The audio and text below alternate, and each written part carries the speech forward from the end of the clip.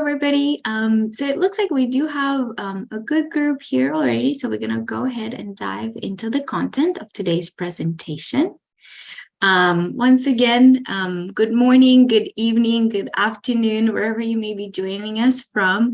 My name is Karina Ivanyan. I'm an intake advisor here at the International Students and Programs Office, also known as ISPO at UC San Diego. And ISPO is one of the 4 units within the Global Initiatives, which also consists of International Faculty and Scholars Office, Study Abroad, and the Office of the Assistant Vice Chancellor of Global Initiatives.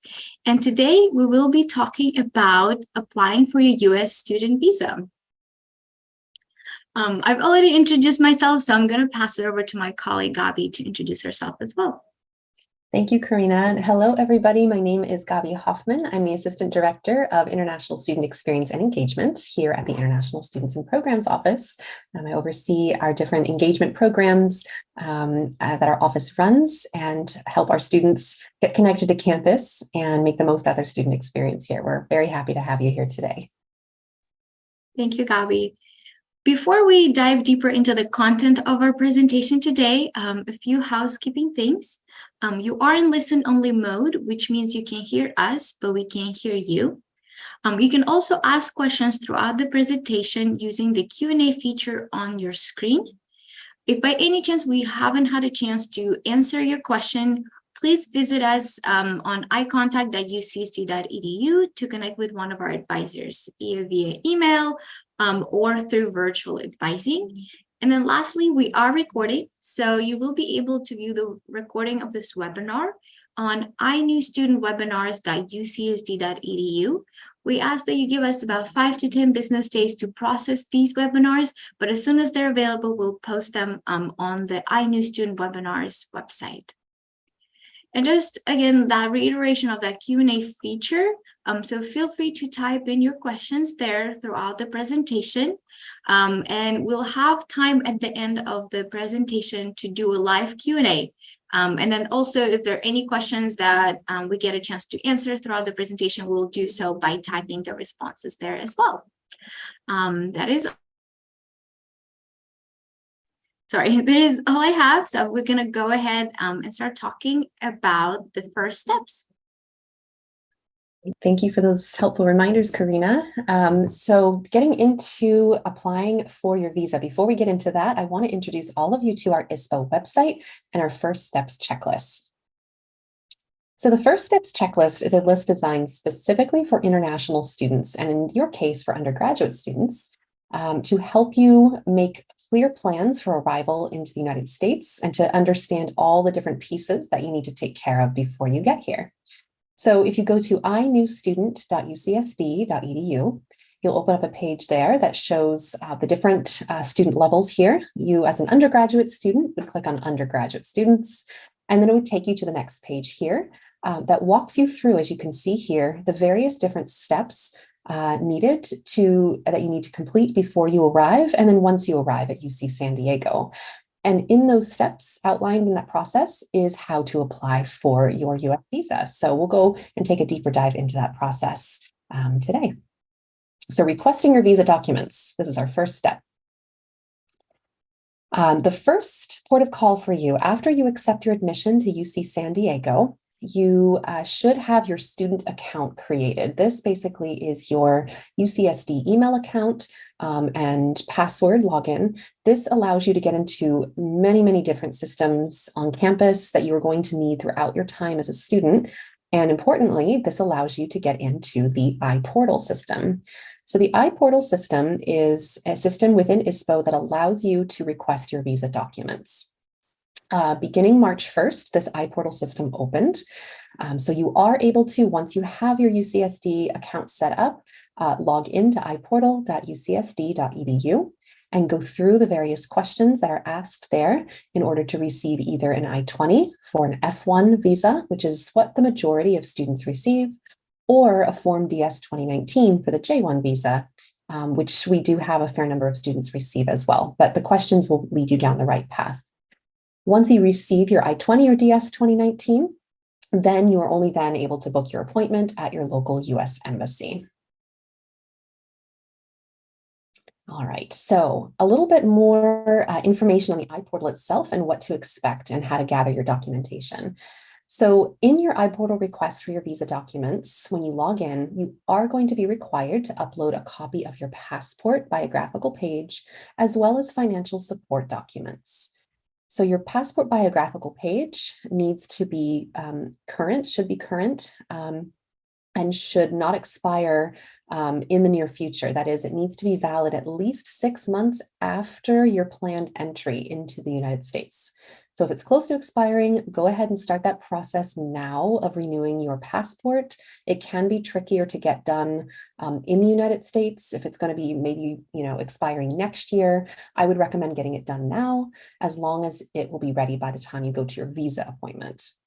In terms of financial support documents, you can find the minimum funding requirements in order to get an I-20 or DS 2019, again, outlined at inewstudent.ucsd.edu. Students in F1 status need to show 9 months of funding to support their program to get an I-20, and students in J1 status pursuing that visa need to show funding for their entirety of their program at UC San Diego to get their DS 2019. All right, so here's a look at your I-20 or DS 2019, depending on which one you're applying for. So the I-20 document you'll see on here on the left-hand side has your SEVIS ID in the top left-hand corner. This is the ID that you will be using to book your visa appointment online. So once you have submitted your request to the iPortal, and we receive everything, review everything, within 10 business days, you should receive your Form I-20, and it will be uploaded electronically in your iPortal account. So you will not be receiving a physical copy, you will be receiving an electronic copy. Now, what's important here to know is even though it is an electronic copy, you still need to print that copy and sign it. It's required to be signed to go to your visa appointment. And the consulate, as well as Customs and Border Protection, when you go to travel, will only accept a paper copy of this. So make sure you are printing and signing that before you go to that appointment and are traveling.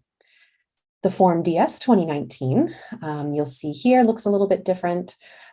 These are still required to be sent to you physically. So you do need to receive a paper copy of this. Students requesting the J1 will need to have this document sent. You can set up an express mail account to have that sent to you. Although the regulations are changing, I'm happy to say later this month, the Department of State is allowing us to provide electronic copies. So that will change. And you might, if that's a barrier for you and having that sent, you can wait a couple of weeks until that regulation goes into effect. We can provide that electronically. Again, you will need to print it and sign it before you go to your visa appointment. All right, so now moving on to booking your visa appointment. So just a quick tip for citizens of Canada and Bermuda. We do have a fair number of Canadian citizens who apply for their I-20 document or DS 2019. Just know that if you are a citizen of Canada and Bermuda, you are not required to apply for a visa stamp. You only need your I-20 form or DS 2019 to enter the US. You still do need to pay any associated visa-related fees, but you don't need the stamp in your passport, nor do you need to go for a visa appointment of any kind. So for more information, if you are a citizen of one of these countries, you can go to travel.state.gov and search Citizens of Canada and Bermuda, and we'll give you more information. All right, so looking again at your visa documents and how this will help you in your visa booking process. So as I mentioned before, on the F1 document, you'll see in the top left-hand corner your SEVIS ID listed there. And on the DS 2019, it's in the top right-hand corner. This is the number that starts with an N. And this number, as long as you stay on the same I-20 record at UC San Diego, it will stay with you the entire time on your visa while you're here. This is associated with your F1 or J1 status in the United States. When you go to book your visa appointment, just a note that every US consulate and embassy handles the booking process slightly differently. Some you book your appointment directly through the US consulate or embassy website in your home country, and they take care of it there. You enter your SEVIS ID, you pay the associated fees, and you're able to book an appointment. Other consulates and embassies will work through third-party providers to work on the booking process. So just know upfront, it might look a little bit different depending on where you're processing. It might be a different process that your friend, might be going through, but know that it just varies from consulate to consulate, embassy to embassy. But either way, you will need this SEVIS ID to book and to pay fees and go through and get that appointment set up for yourself. Oh, and I did want to mention as well, the exchange visitor program number. So again, those who are in J1 status, you will also need the exchange visitor program number, which is circled just below on that form DS 2019 right there to book your appointment. All right, so I wanted to go over the visa process a little bit in more depth. And because we get questions about this, and they're completely valid questions because it can get very confusing. When do I need a visa stamp versus not? We know students are in various different situations. Some students already have an F1 visa because maybe they are attending high school here or a community college. Or they may have gotten a visa from another program. So we want to go through and just kind of clarify when you might need one, when you don't. So let's just start at the bottom here with when you can use one, right? Let's just say that you are attending a high school in the United States on an I-20, on an F1 status or in J1 status, and you're transferring that record to UC San Diego because you're planning on attending here in the fall. If you have a visa that is valid in your passport into the future, then you do not need to renew that visa before attending UC San Diego. Some students, if they're transferring, they will go home over the summer and re-enter. If that visa is still valid, and if you've successfully transferred your SEVIS record to UC San Diego, and we will have a session on SEVIS transfers in a couple of weeks to go through that process, then you don't need to renew it. Only if it's expired do you need to renew it. But if your SEVIS ID is the same, especially, that shouldn't be an issue, and you can just seamlessly come to UC San Diego with that visa stamp. I do want to just point out, you still do need to go through the process of requesting an I-20 or DS 2019 from UC San Diego. You do need that document with our school's name on it. You can't just have your old school's name on it and come here. So make sure you do that process, but if your visa stamp in your passport is still valid, you don't need to renew that. The next scenario here, saying that I have a brand new UCSD I-20 or DS 2019. I also have a valid F1 or J1 visa stamp in my passport that I used from attending my last US school. So if you have a brand new I-20 or DS 2019 that you've requested, that is, there's a different SEVIS ID on that UCSD I-20 than what is on your old school's I-20 or DS 2019, you may be able to still use your visa if it is still valid. Sometimes when the SEVIS IDs don't match, the consulate might caution students that it's a little bit more risky. So we ask that you verify with your local US consulate first if this is the case, okay? So this is if you didn't transfer your record to us. This is if you got a brand new I-20 with a new SEVIS ID on it. And then the last scenario here, I have a brand new I-20 or DS 2019 from UC San Diego. I also have a valid F1 or J1 stamp in my passport from a past visa appointment with a different school name, but I never used it to enter the US. What can I do? So sometimes we see scenarios like this. If a student has applied to many different schools in the United States, let's say they're living in the US, they're attending high school or community college here, and maybe they decided first that they wanted to go to school A, but then decided in the end, no, I actually want to go to school B.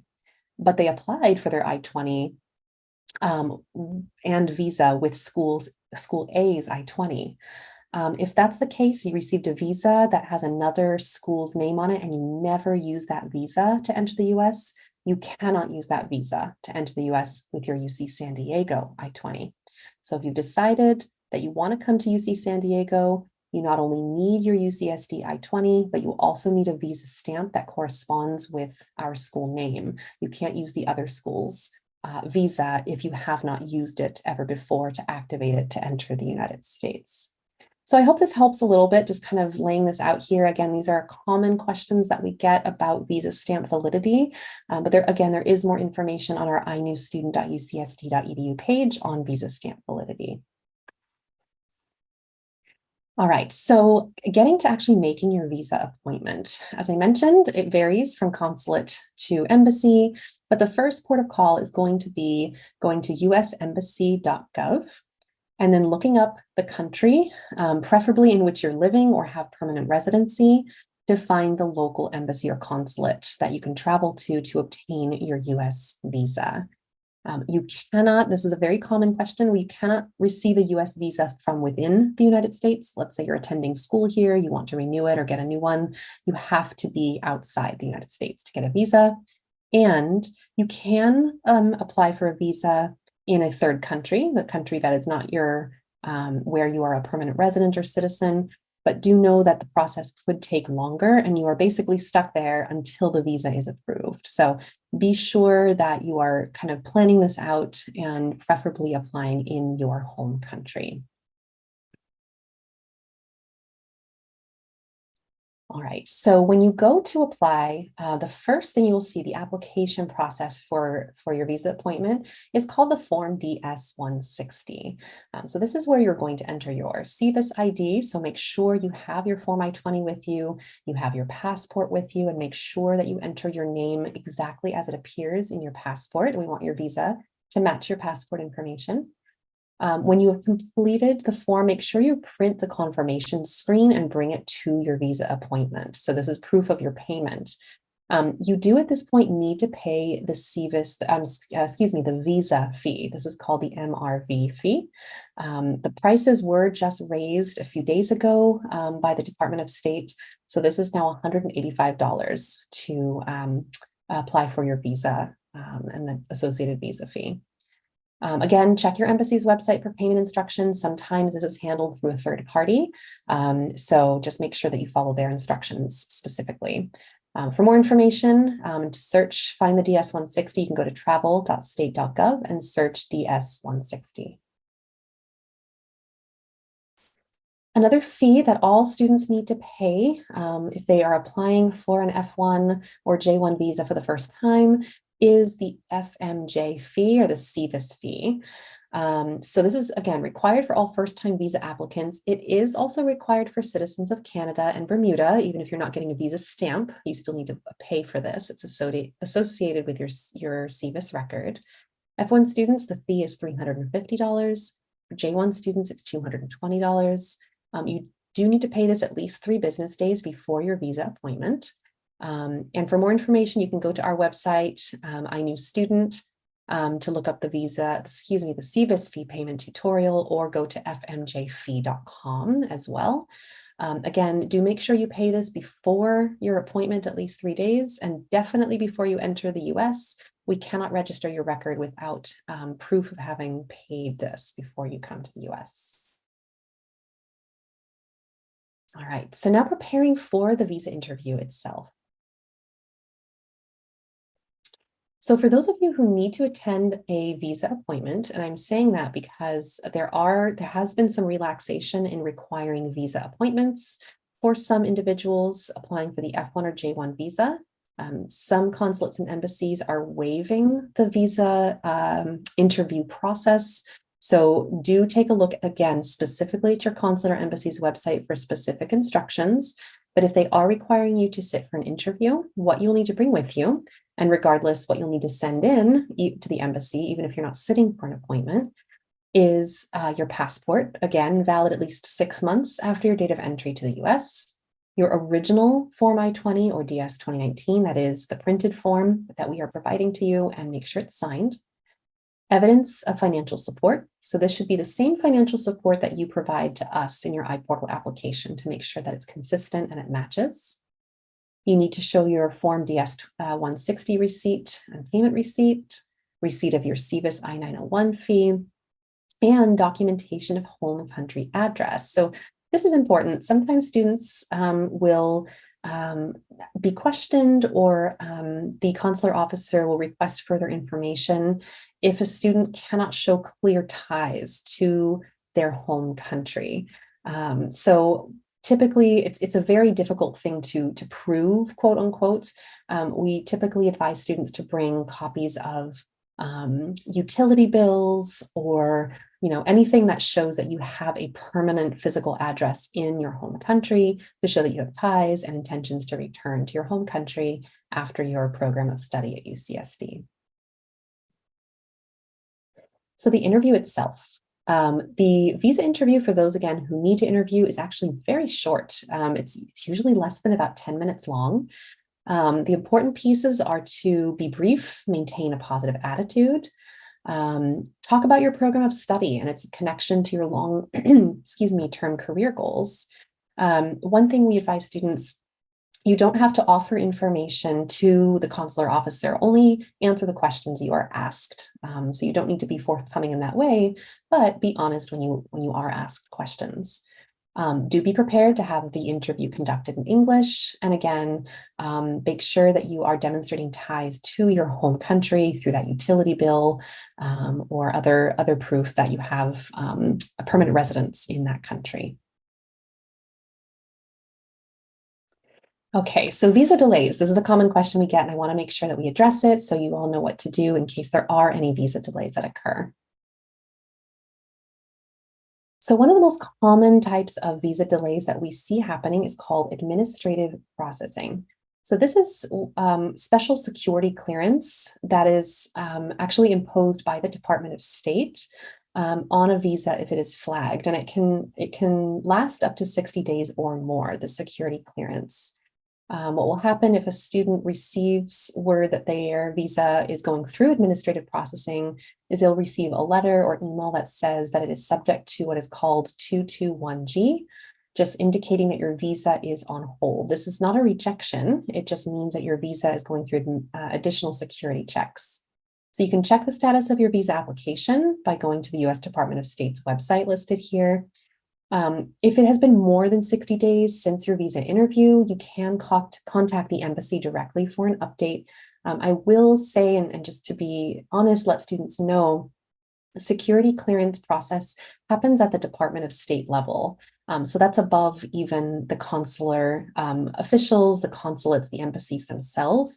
Even they don't tend to have information that they can share with you because they themselves don't know. So this is why we ask to wait, because usually by around that time, they might have more information or at least a status update. So that's why we recommend waiting, and then you can contact them, but you can also work with ISPO, which I'll go over on the next slide. So in terms of communication and support from UC San Diego, specifically from ISPO, if you are going through administrative processing, you've been waiting, you can contact us first, and we can help facilitate the process of getting updates to find out when you might be getting your visa. So we can issue support letters for you to provide to the embassy consulate if you receive any letters of delay. We can also help liaise with your college on next steps. If for any reason your delay or your travel to UC San Diego is delayed, we can work with your college to communicate that to them and work on next steps for you so that you know how to manage the beginning of fall quarter. Again, we can do that communication piece, so you can come to us as a first point of contact and we can go through these pieces with you. If your visa is put not through administrative processing, but if they're asking for maybe additional documentation, sometimes consulates will ask for detailed study plans of what you're going to be studying for the next 4 years, or they want to confirm research or study related information. You can contact, again, us, and we can work with your college to get that information. And again, our contact information there is inewstudent@ucsd.edu. Thank you, Gabby. We hope that some of this information has made the visa application process a little bit less stressful for you. Before we transition into a live Q&A session, we just wanted to share a few opportunities to get engaged because ISPO is here to support your overall experience at UC San Diego, and we want to make sure that you're connected to the right resources to get engaged and find your community here at UC San Diego. Some of the resources that we have is our ISPO specialty programs, also known as I programs. So these are just a few that we offer throughout the academic year. If you'd like to learn more about any of them, please visit iprograms.ucsd.edu. One program in particular that I would like to highlight is our International Peer Coaching Program. So this is specifically designed for our first year incoming international students, undergraduate students. So every student within the colleges gets an international peer coach associated with their college. And our peer coaches are there to support your transition to UC San Diego. They're a great resource for one-on-one consultations, as well as different social events. So some of the programs that our peer coaches host are our community, as well as intercultural social hour. So if you're interested to learn more about their peer coaching program, please visit ipeercoaching.ucsd.edu. You can also follow them on Instagram at ipcp.ucsd. We also have a peer mentorship program during the summer, and that is our Global Ambassadors Program, also known as GAP. The application process is not available just yet, but it will be soon. And so this is for students who are interested in sort of learning more about different resources and connecting with current students as they prepare to arrive to UC San Diego. And for more information about our GAP program, please visit gap.ucsd.edu. Lastly, a great resource to kind of find events that may interest you is our iEvents calendar, which can be found on iEvents.ucsd.edu. And this is where we'll source all of the events that have a global focus. So you'll see some of ISPO signature programs like Community, Trident Trekkers, Coffee Hours, but also, you can notice some of the programs that are hosted by our campus partners. And again, it is a great way to experience cultural exchange and also just find a new hobby in the process. We are pretty active on social media as well. So if you're interested in following us on Instagram, please do so by going to @ispo.ucsd. Through our Instagram, we'll oftentimes post different resources for students, different campaigns and things that are going on campus. So it's a great way to stay in touch with our office, but also with the international student community in general. We also have a Facebook and a YouTube channel. We're also on LinkedIn, but I would say we're most active on our Instagram page. A few additional resources and some information about upcoming webinars. If you're interested in learning more about COVID-19 policies as they relate to the campus, please go to returntolearn.ucsd.edu, as this is the best resource to find the latest information about the policies on campus. For important deadlines, as Gabi mentioned, you can start requesting your visa documents now through Iportal by going to iportal.ucsd.edu. In addition to this webinar, we have a few more coming up in the next few weeks. So if you want to learn more about student health, specifically health insurance, as well as housing, please register using inewstudentwebinars.ucsd.edu.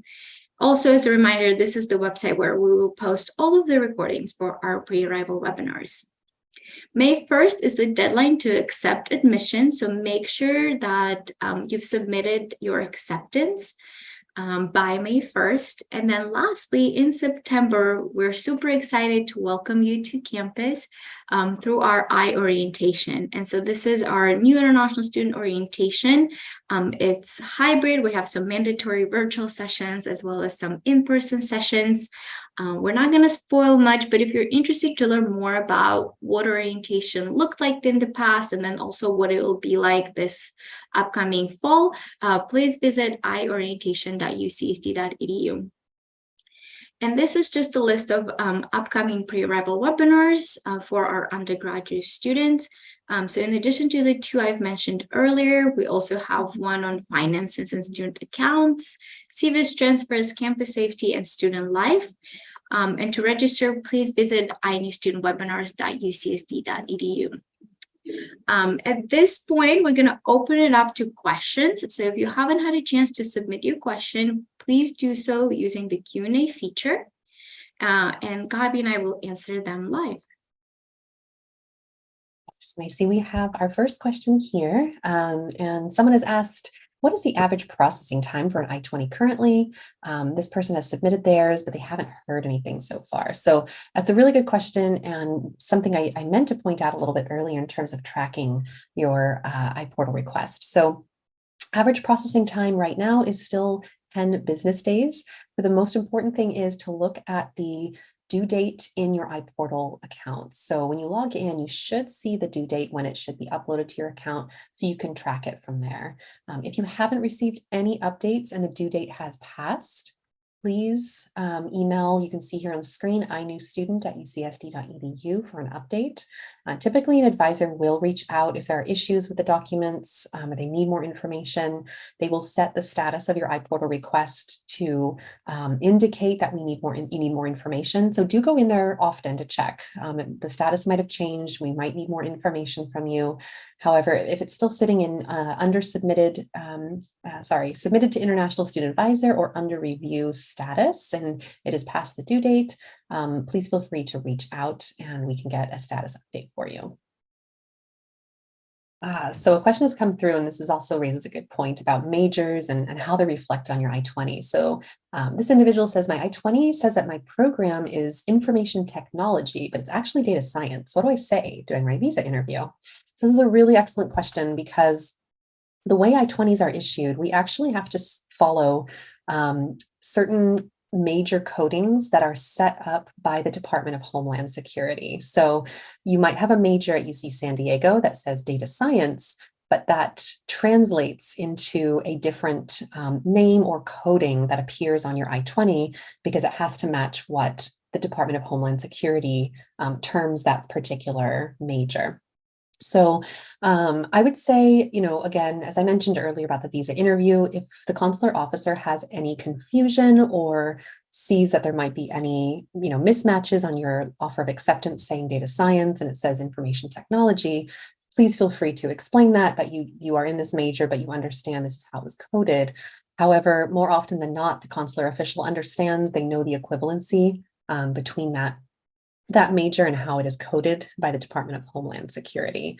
Now, if there are actual discrepancies, right, let's say you're in data science and you have, liberal arts and humanities, of course, on your I-20, that's different.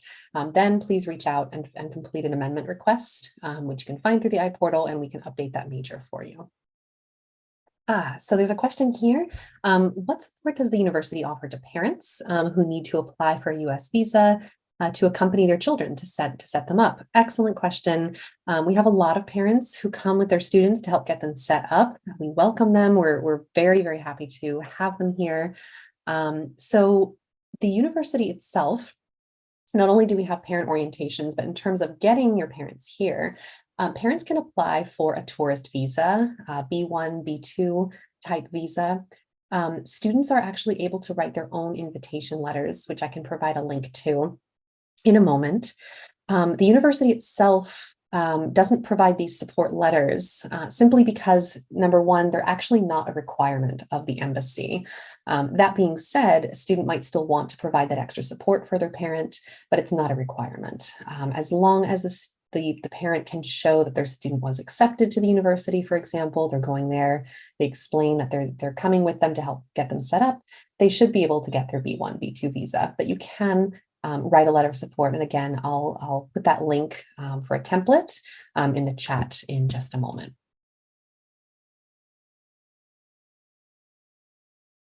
Okay, so there's a question about housing, saying I've done the first steps of the housing contract. Does the next step happen now or open up later?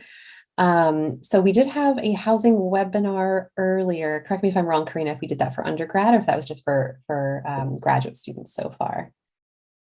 Our undergraduate webinar is coming up, and I can post the date in the chat. But if you go to inewstudentwebinars.ucc.edu, you'll be able to find the registration information for that one. Yeah, so that webinar will go into the process of what happens after you've applied. Typically, if you have successfully submitted an application so far, the timeline is usually a little bit later, kind of around May or so, that you start to hear word from HDH. So if you haven't heard anything yet, it's probably because they're still going through the housing contracts, waiting for students to confirm their acceptance. Usually, again, that happens around May time. Another good question related to housing. When is the tentative move-in date? We actually don't know that information yet. We are still waiting from HDH to confirm that with the university as well.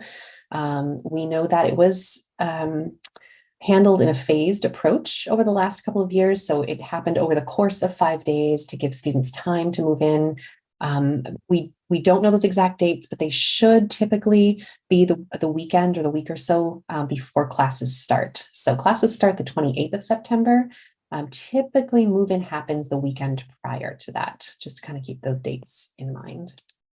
And the question here, it might be related to the earlier question about the differences in names of major on the I-20 and what they're studying here at UC San Diego.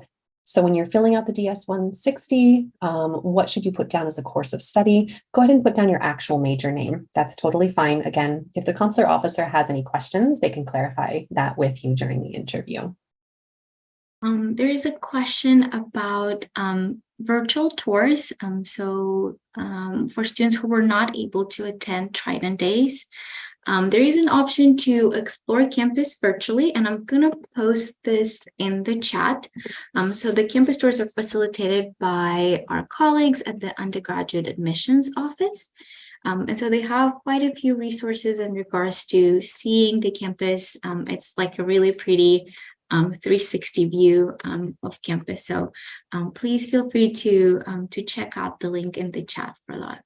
And there's a question. I'm actually in the middle of trying to locate the template just as this question came up. But if I write an invitation letter for my parents to come on tourist visas, how much does it help with a tourist visa?